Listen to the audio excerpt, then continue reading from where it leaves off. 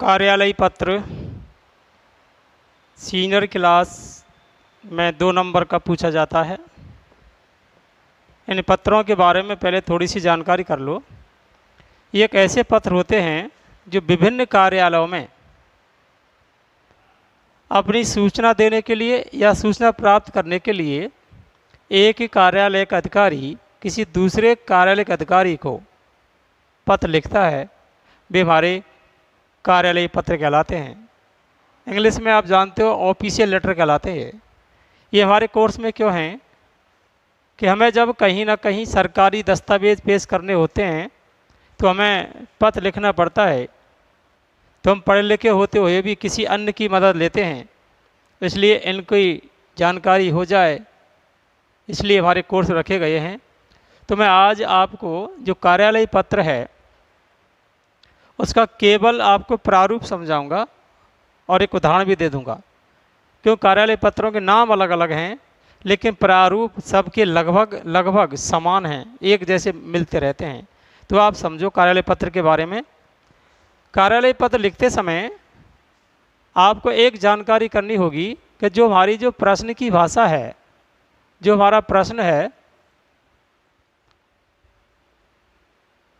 उसमें आपको 2 की जानकारी करनी पड़ेगी। पहली जानकारी कि जो अपना प्रश्न पत्र है उसमें जो प्रश्न की भाषा है उसमें हमको ये देखना होगा कि इस पत्र को लिखने वाला कौन है, पत्र लेखन का कार्य कौन कर रहा है। दूसरी जानकारी करनी होगी जो पत्र जो लिख रहे हैं उसका जो वाचन है, वाचन जिसे हम कहते हैं पाठक, वो कौन है। हमको ये 2 जानकारी करना जरूरी है कि पत्र लिखने वाला कौन है और पत्र को पढ़ने वाला या जो पत्र हमारा वहाँ जाएगा वो कौन है, पाठक कौन है। जब हमारी ये जानकारी हो जाएंगी तभी आप पर लिखना शुरू करना। इसके बाद तो कॉमन जानकारी है कि जो विषय है वो प्रश्न पत्र में दी गई होती है, इसके बारे में तो कोई दिक्कत है नहीं, ये जानकारी कर लेना। जब किसी प्रश्न पत्र को आपने पढ़ा तो आपको पता चल गया इसमें पत्र लिखने वाला है, पत्र पाने वाला भी है। तो जो पत्र लिखने वाला है आपको पता, अगर दोनों ही व्यक्ति किसी कार्यालय से संबंध रखते हैं तो समझ लेना वो हमारा कार्यालय पत्र है, कोई व्यक्तिगत पत्र नहीं है। और कार्यालय पत्र में हमेशा कभी भी कुशल क्षेम, कुशल समाचार नहीं लिखे जाते हैं। इसमें तो जो पूछा जाता है उसी का जवाब दिया जाता है।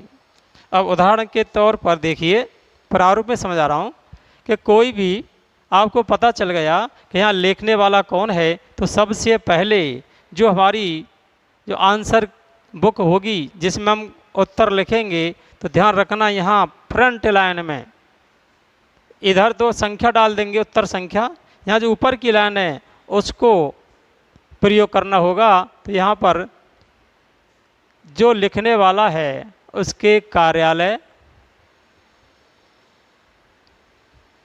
का नाम और नीचे की लाइन में पता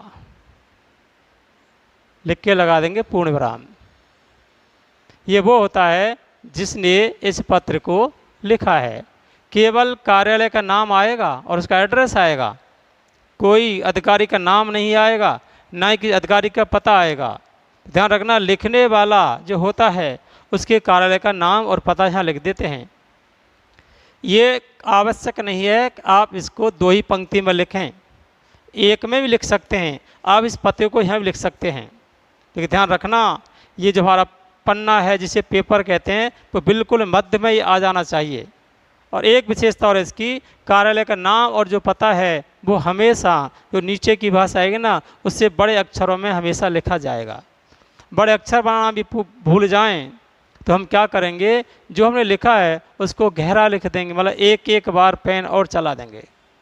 तो हमने प्रश्न पत्र पढ़ के पता चल गया लिखने वाला कौन है, तो बिल्कुल पेन उठा करके लिख देना, जो कार्यालय है उसका नाम और पता इस ऊपर की लाइन में आ जाना चाहिए। और दूसरा बिंदु, इसके ठीक बाईं तरफ इस लाइन में, ये लाइन यहाँ भर गई, इस पर नहीं, इसको नहीं छेड़ना। अगर इसको आप यहाँ लिखते तो इसको यहाँ लिख सकते हैं, यहाँ लिखते हैं पत्रांक। पत्रांक लिखो या क्रमांक लिखो, एक ही मतलब है दोनों का, किसी एक का प्रयोग कर देना, पत्रांक या क्रमांक। पत्रांक या क्रमांक में ये कुछ कोड अक्षर होते हैं कार्यालय लिखने वाले के, कुछ कोड अक्षर। उन कोड अक्षरों पर आपको ध्यान देना होगा। जैसे मैं बना देता हूं यहाँ पर कोई भी कोड अक्षर,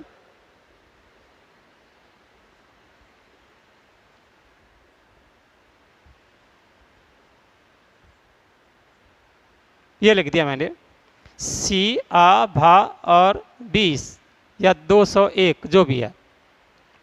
इनको याद नहीं करना आपको, ये तो आप मन गढ़ंत हैं, मन से कोई लिख सकते हैं। आपकी सुविधा के लिए बता देता हूं कि आप जो कार्यालय का नाम लिखेंगे उसके ही शब्दों के पहले पहले अक्षर लिख देना, वो भी आपके सही माने जाएंगे। इसके बाद आप कोई भी संख्या लिख देना, गलत नहीं मानी जाएगी। इसके ठीक सामने यदि आपकी पंक्ति बच रही है तो बिल्कुल यहाँ पर लिख देंगे दिनांक, दिनांक के आगे डैश, दिनांक जिस दिन की है, जिस दिन आप पेपर दे रहे हैं वो लिख देना,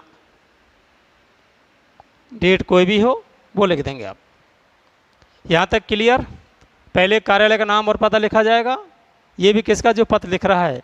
इसके बाद में पत्र संख्या लिखी जाएगी, पत्रांक लिखो चाहे क्रमांक लिखो, इनका एक ही मतलब है, किसी एक का प्रयोग कर देना। ये हमारे काल्पनिक हैं, मनगढ़ंत हैं, कोई भी लिख देना। फिर भी आपकी सुविधा के लिए जो यहाँ लिखा जाएगा उसी के पहले पहले अक्षर ले लेना। इसके बाद में कोई भी अपनी काल्पनिक संख्या, इसके बाद बिल्कुल ठीक इसके सामने दिनांक लिखेंगे। अगर यहाँ नहीं लिखना चाहें तो इस दिनांक को आप यहाँ भी लिख सकते हैं, गलत नहीं माना जाएगा। इसके बाद अगला पॉइंट लेते हैं, आएगा प्रेषक। इसके आगे डैश करेंगे। अब प्रेषक में देखो, मैंने आपको यहाँ बताया था कि कार्यालय का नाम और पता जो लिख रहा है उसका, एक दूसरे जिसको भेजा जा रहा है उसका, दो बात हमारी जानकारी हुई प्रश्न पत्र को पढ़ते समय। बस उसी में से दोबारा फिर देखें, प्रेषक का मतलब होता है इस पत्र को लिखने वाला कौन है।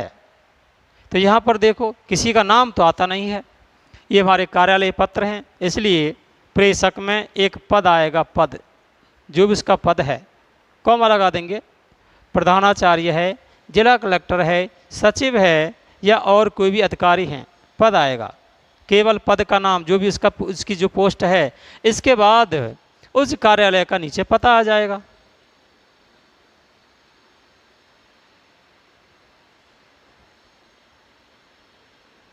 कार्यालय का पहले नाम आएगा और यहाँ आ जाएगा पता। यहाँ कॉमा लगाया, यहाँ भी कॉमा लगाएंगे, यहाँ लगा देंगे पूर्ण विराम। ये वही है जो ये है, मतलब लिखने वाला है होता है प्रेषक। इसके बाद देखो ये लाइन भी छोड़ दी जाएगी कि यहाँ लिख चुके हैं। इसके बाद अगली लाइन शुरू होगी, वहाँ लिखेंगे हम प्रेषिति। प्रेषिति, ये प्रेषिति इसका ठीक अपोजिट होता है, ठीक विलोम। इसका मतलब है जो पत्र लिख रहा है वो तो लिख दिया प्रेषक में, और पत्र किसको भेजा जा रहा है वो लिखेंगे प्रेषिति में। यही क्रम यहाँ चलेगा। अब प्रेषिति में जो पाने वाला अधिकारी है उसका हम पद लिखेंगे, यहाँ पर उसका पद आएगा। इसके बाद में कॉमा, इसके बाद अगली लाइन है उसमें उसी कार्यालय का नाम जहाँ पर पत्र भेजा जा रहा है, यहाँ पर कॉमा लगाएंगे, यहाँ पर उसका एड्रेस जिसे हम हिंदी में पता कहते लिख देंगे। यहाँ तक आपने जो लिखा है ना, ये टोटल ही प्रश्न पत्र के जो प्रश्न संख्या आपकी जो भी आएगी उसमें आपको दिखाई दी जाएगा। केवल आपको तो उसमें से छांट छांट के क्रम से जमाना है। रिपीट कर देता हूँ, सबसे पहले मोटे अक्षरों में जो पत्र लिख रहा है उस कार्यालय का नाम और पता लिखा जाएगा। इसके बाद में पत्रांक लिखा जाएगा। पत्रांक की जगह आप क्रमांक भी लिख सकते हो, दोनों का एक ही मतलब है, गलत नहीं माना जाएगा। इसके अलावा बिल्कुल हमारे दाईं तरफ दिनांक लिखी जाएगी, दिनांक उस दिन की डालना जिस दिन हमारा पेपर हो।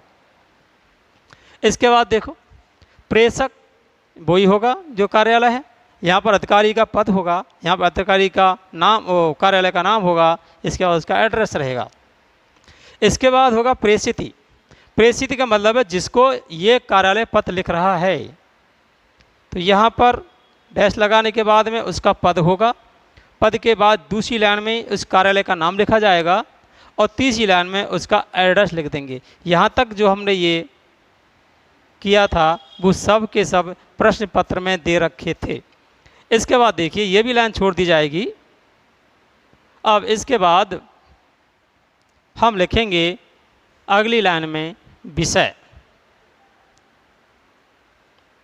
विषय के आगे डैश, और विषय हमारे जो प्रश्न पत्र है उसमें लिखी मिलेगी आपके लिए, उसको ही आप देख देख करके लिख देंगे और उस विषय को लिख करके लास्ट में लिख देंगे हेतु और लगा देंगे पूर्ण विराम। हेतु लिख सकते हैं, क्रम में लिख सकते हैं, कोई सा प्रयोग कर देना। अधिकतर देखा गया है कि हेतु का प्रयोग ज़्यादा होता है। इसके बाद देखिए यहाँ तक कोई दिक्कत नहीं होनी चाहिए आपको। अब इसको मैं मिटा रहा हूँ और अगला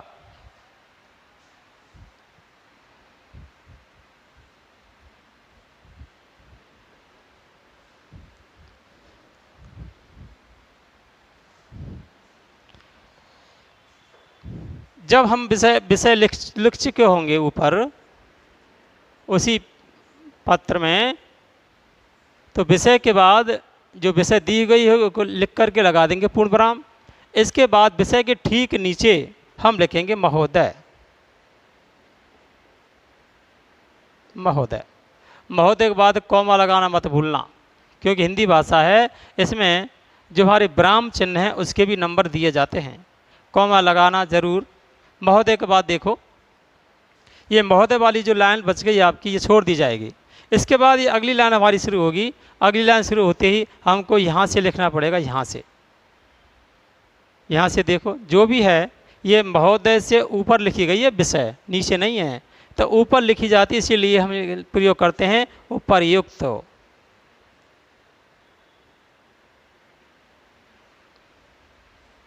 विषय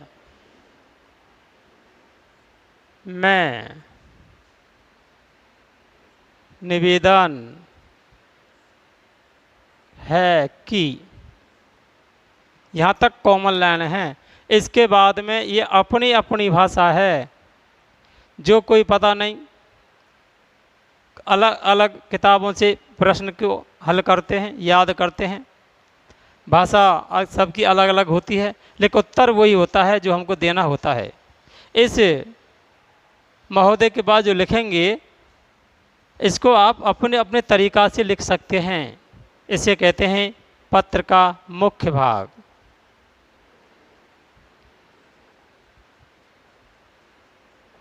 इसमें आपको जो प्रश्न पत्र में पूछा गया है उसका उत्तर देंगे।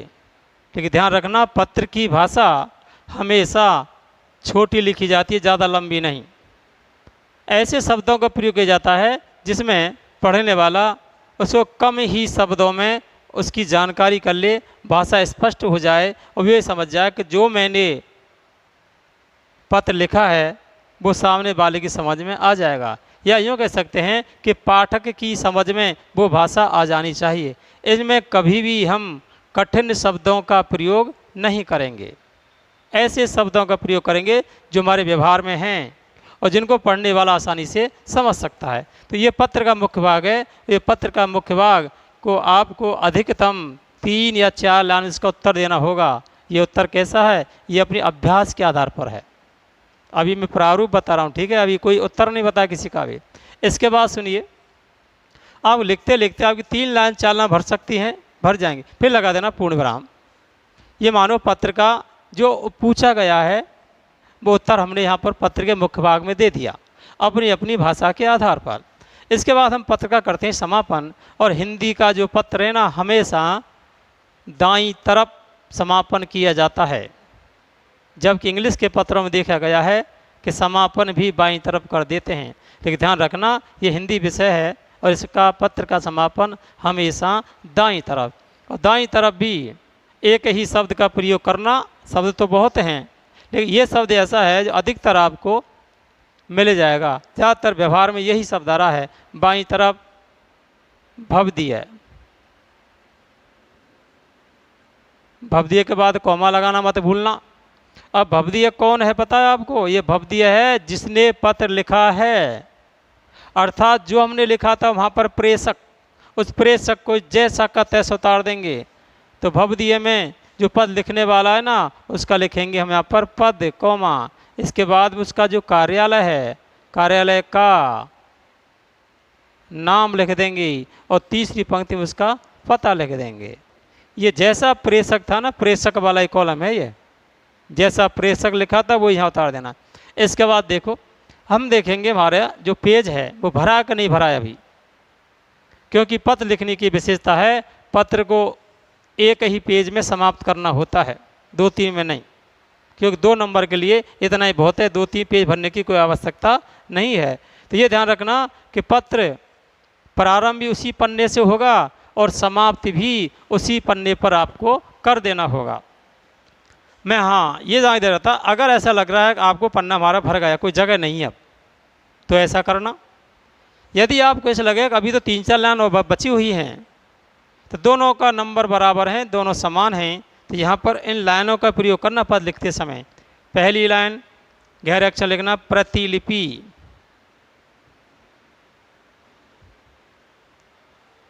सूचनार्थ। लेकिन ध्यान रखना ये सभी में नहीं लिखी जाती है, ये हर एक पत्र में नहीं लिखी जाती है।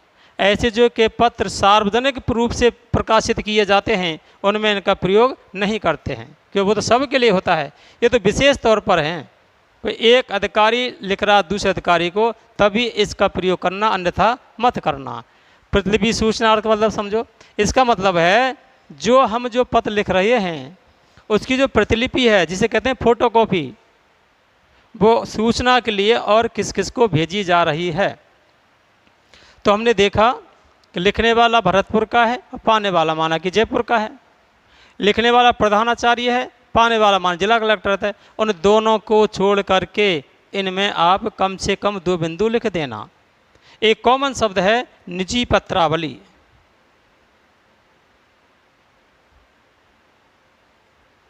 निजी पत्रावली। इसका मतलब है कि हमने जो पत्र लिखा है ना, उसकी एक फ़ोटोकॉपी हमारे पास हमारी फाइल में सुरक्षित है, आवश्यकता पड़े उसको कभी भी देख सकते हैं।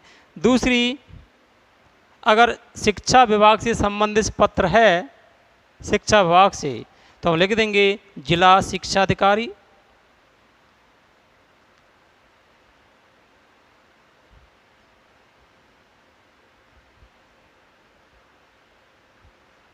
एड्रेस जो भी है, भरतपुर है, जयपुर है, जोधपुर, कोई भी है, ये तो पेपर में आपको दिया गया होगा।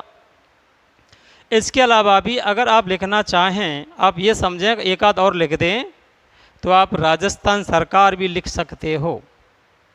इससे संबंधित जो मंत्री है उसका भी आप नाम यहाँ पर लिख सकते हो।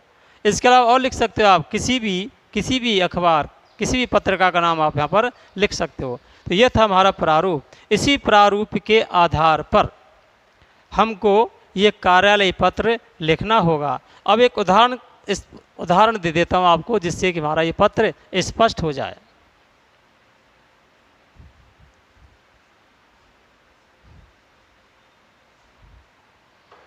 उदाहरण देखिए आप, मैं प्रश्न की भाषा कम लिख रहा हूँ, बोलूँगा ज़्यादा। प्रधानाचार्य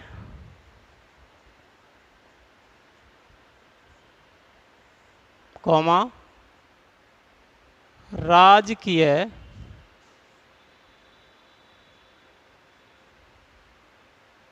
उच्च माध्यमिक विद्यालय बयाना की ओर से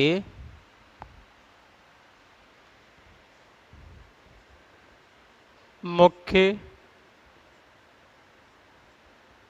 चिकित्सा अधिकारी भरतपुर को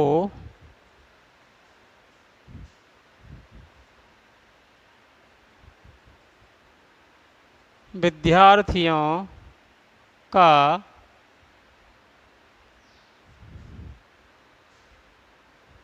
स्वास्थ्य परीक्षण करने हेतु एक पत्र लिखिए।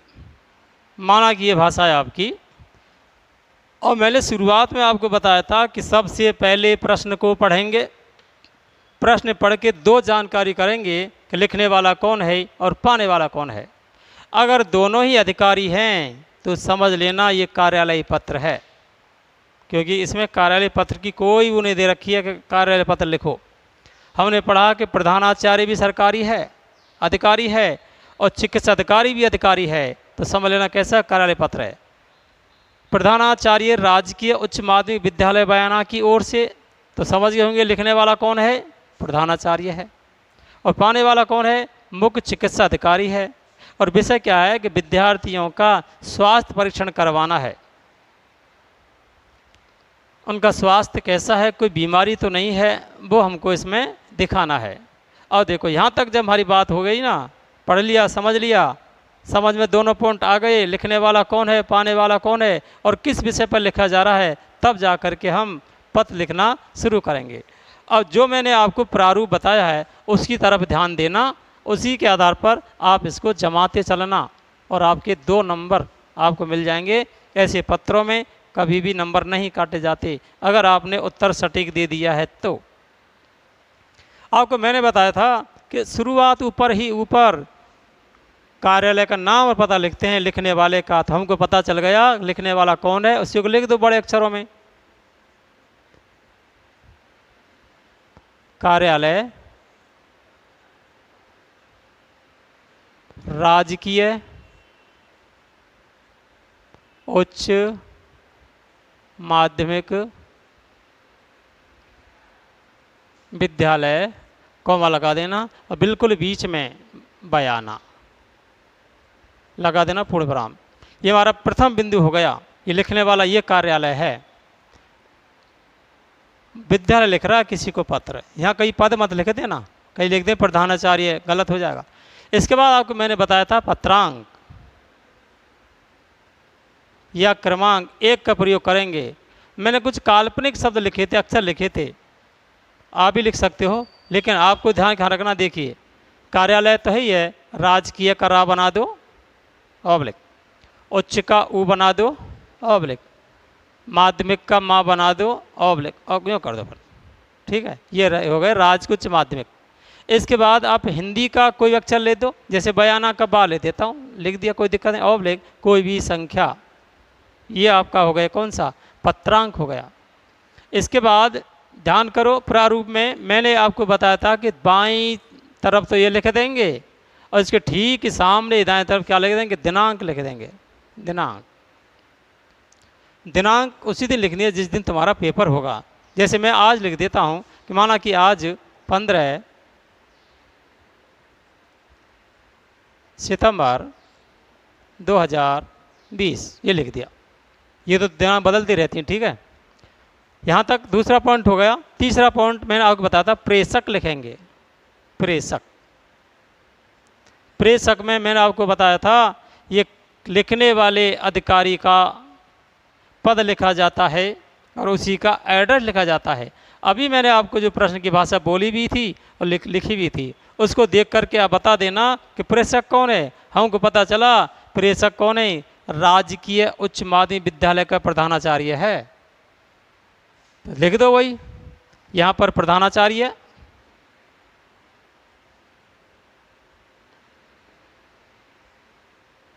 कॉमा लगाएंगे। अब प्रधानाचार्य है कहाँ का, यह है, नीचे लिख दो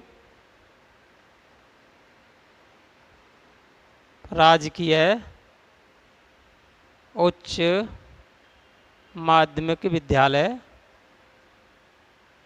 विद्यालयवाद कॉमा, और तीसरी लाइन में बयाना लगा देंगे, पूर्ण विराम। इसके बाद आपको मैंने बताया था प्रेषक के बाद उसके ठीक नीचे प्रेषित ही लिखा जाएगा। परिस्थिति में आपको जानकारी दे दी गई है, ये पत्र को पाने वाला होता है, पत्र को पाने वाला होता है, और इसमें उस पत्र पाने वाले का जो पद है वो लिख दिया जाता है। उसका पद क्या था आपको पता है? मुख्य चिकित्सा अधिकारी।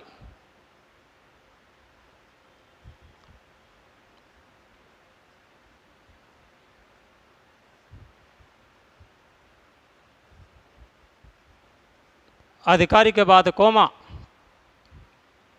और कहाँ का था? भरतपुर लिखा था मैंने उसमें, ये स्थान बदलते रहते हैं, यहाँ लिख दो भरतपुर। एक बात ध्यान रखना, ये 3 लाइन, ये भी 3 लाइन बना देना, मैंने अभी 2 लिखी हैं, 1 लाइन और बना सकते हो आप, जिला कार्यालय भरतपुर। वैसे 2 भी लिखे तो गलत नहीं होगा, क्यों हमने जो पूछा गया वो लिख दिया गया है। इसके बाद देखिए, इसके ठीक नीचे विषय। अब विषय जब आप लिखें तो प्रश्न को फिर दोबारा पढ़ लेना, कहीं ऐसा नहीं हो कि हमारी विषय ही गलत हो जाए। और हमने पढ़ा है प्रश्न में कि विषय थी विद्यार्थियों के स्वास्थ्य परीक्षण हेतु, तो इसको भी कम से कम लिखते हैं, ज़्यादा लंबी नहीं लिखते विषय, तो बस ये लिख देना स्वास्थ्य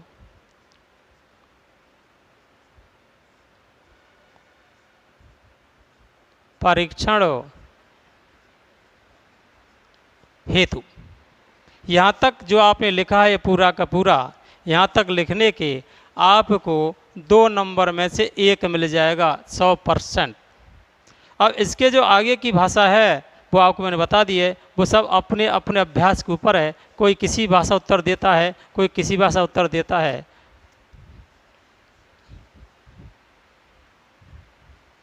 इसके बाद महोदय, विषय के ठीक नीचे महोदय, महोदय के बाद कोमा, इसके बाद लिखते चलना। उपर्युक्त विषय में निवेदन है कि, अब की लिखने के बाद फिर शुरू हो जाता है पत्र का मुख्य भाग। ये अपने अपने अभ्यास के ऊपर है कि आप किस किस भाषा में जवाब देना चाहते हो, ये रटने का नहीं है, ये अपनी तो अभिव्यक्ति के ऊपर है। लेकिन विषय क्या था? स्वास्थ्य परीक्षण, तो इस मत के मुख्य भाग में स्वास्थ्य परीक्षण संबंधी शब्द आ जाने चाहिए। क्यों करा रहे हैं वो भी शब्द आ जाना चाहिए, क्योंकि रोग फैल रहा है इस समय बहुत ज़्यादा, तो बस उसी का आप ब्यौरा दे देना, ज़्यादा नहीं, अधिकतम 4 लाइन में। इसको लिखने के बाद, ये अपनी अपनी भाषा शैली है, इसको लिखने के बाद पत्र का करेंगे समापन। तो समापन के लिए मैं शब्द बताया था भवदीय, के बाद कोमा। अब भवदीय कौन है? ध्यान करो शुरुआत की वीडियो, शुरुआत की पंक्तियाँ, कि जो पत्र को लिखने वाला अधिकारी, लिखने वाला कौन है? प्रधानाचार्य। भवदीय है लिखेंगे प्रधानाचार्य, कोमा राजकीय उच्च माध्यमिक विद्यालय बयाना, लगा देंगे पूर्ण विराम। इधर मैंने आपको बताया था प्रतिलिपि सूचनार्थ भी लिखेंगे,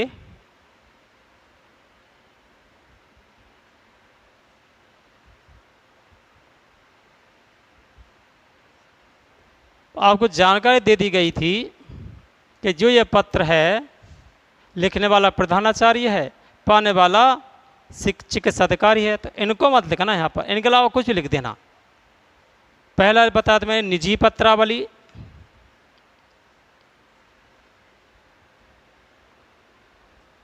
इसके बाद मैंने बताया था इन दोनों को छोड़कर कोई भी लिख देना। हमने ये पत्र एजुकेशन और शिक्षा, एजुकेशन और मेडिकल डिपार्टमेंट से संबंधित है, तो दोनों को लिख सकते हो आप। जिला शिक्षा अधिकारी,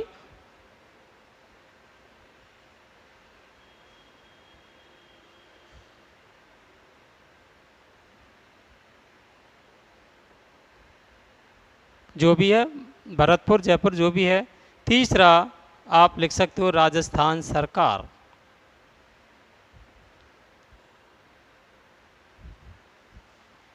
बस आपको तो क्या करना है, ये सब के सब आपको लिखे होंगे प्रश्न पत्र में, आपको तो पत्र का मुख्य भाग ही सरल और सटीक भाषा में लिख देना है, फिर जाकर के आपका कार्यालय पत्र हो जाएगा। ये मैंने आपको बताया, केवल प्रारूप बताया, प्रारूप। अब हमारे कोर्स में ऐसे लगभग 7 प्रकार के पत्र हैं, उन पत्रों में ज़्यादातर एकाध पत्र को छोड़ करके यही प्रारूप चलता जो अभी बताया आपके लिए। एकाध पत्र ऐसा जिसमें ये प्रारूप कम चलेगा, चलता तो यही है लेकिन थोड़े बहुत परिवर्तित हो जाते हैं। उनके लिए हम आपको जो अगली वीडियो बनाएंगे उसमें प्रश्न भी और उसका उत्तर भी आपको मिल जाएगा। लगभग 2 या 3 पत्रों की वीडियो आगे आपको मिल जाएगी। ठीक है, ध्यान रखना प्रारूप पर, क्योंकि प्रारूप के आधार पर ही अगली जो पत्र आप सीखेंगे वही लागू होंगे, अन्यथा नहीं।